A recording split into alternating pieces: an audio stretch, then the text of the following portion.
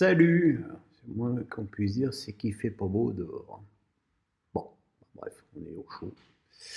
Alors, première question de GW. Bonjour Pierrot, que penses-tu du mercato du PSG moins clinquant que les autres saisons? Bonne journée. Je pense que le but premier du PSG, c'était de dégraisser son effectif et que finalement, après de longues semaines de doute à ce niveau-là, ils y sont plutôt bien parvenus. Alors c'est vrai qu'il y a beaucoup de prêts, mais il y a beaucoup de prêts avec option d'achat. Ça veut dire que tous ces prêts devraient se concrétiser la saison prochaine. Voilà, au niveau des achats, je pense que voilà, le PSG a encore une fois pris des jeunes joueurs. C'est une équipe finalement, si on enlève Ramos et Messi qui est très jeune. Donc, et puis je pense pas non plus que le PSG avait besoin d'énormément recruter par rapport à l'année dernière pour être performant. Donc l'un dans l'autre, je trouve que c'est correct. Dark Dorva me dit salut, que penses-tu de l'effectif Marseille dans son ensemble et de la gestion du cas Bamba Dieng et où vois-tu Marseille à la fin de la saison? Alors je vois Marseille dans les trois premiers, euh, notamment voire même deuxième. Le recrutement est bon, les pistons sont excellents, le milieu de terrain est fourni et varié. J'ai juste un doute concernant l'attaque. Alors c'est vrai qu'Alexis Sanchez a très bien débuté, mais il faudra que ça dure dans le temps.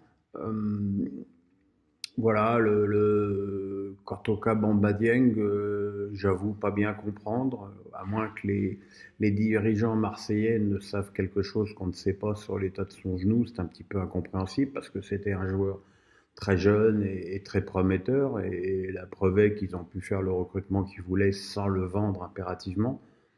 Donc voilà, je trouve ça pas très cool de pas l'avoir inscrit sur la liste des champions. Je pense pas que Bamba Dieng ait grand chose à envier à Suarez par exemple. Donc, voilà, je suis pas très fan de la gestion de ce jeune joueur. Simbalar 94 me demande bonjour Pierre, qu'est-ce que vous pensez de cette mode des défenses à 3 qui avait disparu avant de revenir ces dernières années? Alors, bon, si vous me suivez depuis des années, vous savez que moi je suis pas fan. Je suis pas fan, mais j'ai jamais été fan non plus des entraîneurs qui arrivaient avec une tactique au chausse-pied, c'est-à-dire nous on joue en 4-3-3. J'ai pas les joueurs, mais je joue en 4-3-3. Donc non. En fait, je pense que ce qui décide de pouvoir jouer ou pas à 3, c'est la qualité de tes pistons. Alors c'est sûr que quand tu as Klaus et Nuno Tavares ou Hakimi et Nuno Mendes, l'idée de jouer à 3, elle semble un peu évidente, surtout que voilà. Bon. Alors après, c'est vrai que le PSG n'a pas recruté le défenseur central qu'il souhaitait et qui sont peut-être un peu justes en termes d'effectifs à ce niveau-là, mais bon, je pense que d'ici à la Coupe du Monde, ils auront quand même largement ce qu'il faut pour atteindre les objectifs fixés. Après, après, ça dépend aussi de la personnalité des arrières centraux. S'il y en a un qui arrive à s'intercaler, par exemple, je trouve le positionnement de Marquinhos très intéressant parce que bah, il profite d'avoir la sécurité Ramos Kimpembe pour s'intégrer au milieu et créer le surnombre ou peut-être parfois venir en aide à Vitinha et Verratti qui sont dans les chiffres les deux seuls milieux du terrain. Voilà, c'est une question, je dirais donc, de personnalité de joueurs sur les côtés et de polyvalence des joueurs dans l'axe. Omar Saïd Berthe me dit bonjour Pierre, que penses-tu du début de saison de l'OGC Nice? Lucien Fèvre doit-il rester? Alors là, il y a deux questions pour le prélude. Hein. Le début de saison de Nice, il est mauvais, les matchs sont mauvais. Hier contre Monaco, c'était assez épouvantable. Tu as l'impression que tu peux intégrer qui tu veux dans cette équipe. Il n'y a pas un joueur qui t'amène l'étincelle qui manque à cette équipe. C'est une équipe qui manque tellement d'imagination, d'inspiration. Il manque ce joueur offensif, parce que c'est vrai que tu as récupéré la board et que tu peux l'associer comme à Montpellier à Delors, mais t'as pas Savanier, hein, et je sais pas qui va donner les ballons. Alors Ramsey hier c'était pas trop mal, mais est-ce qu'il a le physique pour enchaîner Ligue 1, Coupe d'Europe? Voilà. Et d'une manière générale, quand tu as un groupe aussi énorme qu'Ineos derrière toi, tu peux être que déçu de la petitesse des investissements et surtout ces recrutements de la fin, genre Ross Barclay, qui ressemble vraiment pour le coup à du bricolage. Alan me dit bonjour, que penses-tu du début de saison lillois? Tu les vois où en fin de saison? Moi, je pense que Lille a eu raison, même s'ils en ont pris 7 contre Paris, de ne pas chercher à dénaturer leur jeu, parce que même s'ils prenaient ponctuellement une raclée, ils continuaient à travailler, à avancer dans leur schéma, et que eh ben, cette volonté de conserver la même tactique, la même ambition dans le jeu, ça leur a servi à prendre des points dans les matchs d'après. Alors c'est vrai qu'ils ont perdu contre Nice à domicile, mais bon, ils ont perdu, ils ont pris 2 pénaux. Donc voilà, le match à Montpellier, il était très abouti, très intéressant, et l'arrivée d'Adamouna associée à Cabella, ça peut faire voilà, des joueurs, par exemple, on parlait de Nice à l'instant, des joueurs qui auraient pu faire un grand bien à l'OGC Nice. Mais bon, ça, il faut avoir des mecs qui ont l'idée de recruter. Nice Gildas me dit bonsoir, tu penses que c'est une stratégie de mettre Cristiano sur le banc ou pas, ou tout simplement la fin, ou pour le punir? D'abord, au départ, je pense qu'il était sur le banc de par sa volonté, donc je pense que s'il y avait une punition, c'est lui qui s'est auto-puni. Ensuite, est-ce que c'est la fin? Bah, à 37 ans, oui, c'est la fin. Ça ne va pas durer encore des siècles, cette histoire. Une stratégie de le mettre sur le banc, la stratégie, c'est que l'équipe commence à bien tourner sans lui, que le recrutement d'Anthony n'est pas forcément la meilleure des nouvelles pour Ronaldo, parce que Rashford performe, Sancho commence aussi à répondre aux attentes. Donc voilà, est-ce qu'il y a la place pour un Ronaldo de 37 ans qui pense qu'à sa gueule et qu'à marquer les buts? Ben, je ne pense pas. Pierre-Yves Lebert me dit salut Pierrot, la Champions arrive cette semaine. Pour toi, quelle est la meilleure animation pour le PSG lors des matchs de haut niveau à haute intensité, à 2 au milieu, à 3? Galtier peut-il écarter un des 3 de devant? Merci. Je pense que si Galtier vient à faire le choix de jouer à 3 au milieu, il jouera à 4 derrière et qu'il n'enlèvera aucun des 3 de devant, parce que les 3 de devant, qu'on les aime ou qu'on les aime pas, ça reste quand même le gros point fort du PSG. Donc, est-ce qu'il y aura moyen d'intégrer Ruiz ou Alexis Sanchez si celui-ci se met un peu plus au niveau? Peut-être. Dans ce cas-là, ce serait peut-être Ramos qui sauterait, même si Ramos semble avoir une grosse importance dans l'effectif. Mais si Paris venait à jouer à 3 au milieu, je pense qu'il garderait les 3 de devant. Fabrice Horry me demande salut Pierrot, que penses-tu du Stade Rennais cette année? Pour moi, un mercato loupé. C'est-à-dire que quand je vois les matchs de Rennes, je ne me dis pas que le mercato est loupé. Je me dis que les joueurs qui ont été si forts l'année dernière sont moins forts cette année. Bourigeaud, Magère, Harit, même Terrier. On est loin des prestations de la saison dernière. C'est surtout le jeu rennais qui n'a plus le même tranchant. L'année dernière, c'était un régal de voir cette équipe jouer avec énormément de qualité et de verticalité. Cette année, c'est beaucoup plus poussif, ça ronronne. L'équipe me semble physiquement pas au point. Voilà, ça peut progresser.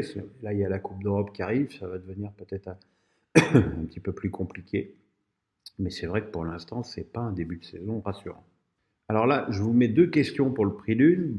Mohamed Falahi qui me dit bonjour. Seko Fofana a-t-il eu raison de prolonger au RCL, même si les 100 et or ont une très bonne une très bonne équipe du coup cette année. Et Valentin Dornier me dit: salut Pierrot, que penses-tu de la prolongation de Seko Fofana et surtout de la communication autour de cette signature? Bonne soirée. Alors, comme j'ai pas voulu vous faire attendre, j'ai fait ma vidéo avant de savoir que Seko Fofana allait prolonger sur le terrain, et je m'en excuse encore une fois. C'était un beau moment. C'était un beau moment, et je pense que tu peux pas trouver ça factice. Les larmes de Seko, elles n'étaient pas programmées. Je pense que c'est un choix intelligent, du club évidemment, mais du joueur aussi, qui sait qu'il est dans un écrin qui lui sied parfaitement, qu'il a des coéquipiers qui lui sont dévoués. Il n'y a qu'à voir la fête qu'ils lui ont faite quand il est rentré sur le terrain pour prolonger. Voilà, je pense que parfois faire le choix du cœur et pas forcément le choix du pognon ou d'un club plus huppé, euh, ça se respecte. Je pense aussi que c'est des choses qui ne peuvent arriver qu'à Lens, avec la ferveur incroyable qu'il y a autour de cette équipe, et que le Racing Club de Lens est une équipe qui fait beaucoup de bien au football français, et à tous les niveaux. Fritz Sormia me demande: hello, comme pas mal d'anciens footballeurs et d'autres people, vas-tu boycotter la Coupe du Monde au Qatar? Non. Enfin, je vais pas boycotter, je vais pas y aller. D'abord parce que j'ai pas de rédaction, j'ai pas de contrat pour y aller, et personne me paye le voyage, et que pour vous faire ces magnifiques petites vidéos, il faut que je vois tous les matchs. Donc c'est quand même mieux que je fasse ça avec ma grosse télé. La boycotter, je veux dire, à partir du moment où, qu'est-ce que ça va apporter à qui que ce soit que je boycotte la Coupe du Monde? Euh, je rappelle à toutes fins utiles qu'il y a 2,5 millions de billets déjà vendus, que jusqu'à preuve du contraire, et chaque semaine, chaque jour qui passe nous éloigne de ça. Il n'y a aucune nation qui a décidé de ne pas y aller. Et puis surtout, il y a un moment donné, ça fait 12 ans que la Coupe du Monde a été attribuée au Qatar. C'est pas les joueurs qui lui ont attribué. Eux, les joueurs, ce qu'ils voient, c'est qu'ils vont jouer la compétition la plus importante certainement pour beaucoup, de leur carrière, et que voilà, et qu'ils jouent là où on leur dit de jouer. Donc je vois pas pourquoi les footballeurs auraient les couilles que les politiques n'ont jamais eu. Voilà. J'ai été au Qatar, j'ai visité des stades. Je pense que cette histoire de stade climatisé est un faux problème, parce que en cette période de l'année, le soir au Qatar, il faut une petite laine. Donc après, les ouvriers morts sur les chantiers, oui, ok, c'est pas bien, mais il fallait passer avant, et surtout ne pas donner cette responsabilité aux joueurs qui, eux, sont en bout de chaîne et vont donner du plaisir. Et je suis persuadé que les audiences de cette Coupe du Monde, d'autant plus que le décalage horaire est favorable, elles seront excellentes, et qu'il y aura 15 millions de gens qui regarderont l'équipe de France. Tu sais, moi, en 78, j'avais 15 ans. La Coupe du Monde, elle a eu lieu en Argentine sous le joug d'une junte militaire du colonel Villela. Donc, voilà, il fallait y penser avant. Et la dernière question de Manu Boquet, salut Manu, que penses-tu des déclarations du patron du TGV sur le déplacement du PSG à Nantes? Alors ça, c'est vraiment le genre de truc qui me rend fou. Euh, Comme d'ailleurs beaucoup de choses qui tournent autour de l'écologie en ce moment. On a l'impression que l'écologie est devenue le moyen punitif numéro un de notre société. Tu veux être écolo, on te punit. Tu ne peux plus remplir ta piscine, tu peux plus rouler, tu peux plus prendre ta voiture, tu peux plus allumer ta maison, tu peux plus te chauffer, parce que ça pollue. Vilain. Alors, le PSG peut-il aller à Nantes en TGV? Il peut y aller. Oui, d'accord. Donc tu vas nous coller Neymar, Mbappé, Messi, Verratti sur le quai euh, de la gare Montparnasse. Ça va être un beau bordel et ça va occasionner très peu de frais en termes de sécurité. Ensuite, le match il se termine à 22h45, le temps qu'il y ait la douche, le petit pipi pour le contrôle antidopage. Allez, on va dire qu'ils peuvent être à la gare de Nantes à 1h30 du matin. Il y a des TGV à 1h30 du matin où on affrète un TGV spécial pour le PSG. Ça n'a pas de sens. Et puis pourquoi toujours se faire de la pub sur le dos du PSG euh, On a demandé à Marseille d'aller à Auxerre en train, on a demandé à Lille d'aller à Ajaccio en train et en bateau. Faut arrêter, quoi. Faut arrêter. Voilà. Je- je- Et puis les joueurs, ce sont des joueurs. Voilà, le PSG, ils avaient un match samedi soir, ils rejouent mardi. Leur infliger une nuit de plus à Nantes sous des prétextes écologiques bidons, c'est nul. C'est nul. Alors je suis peut-être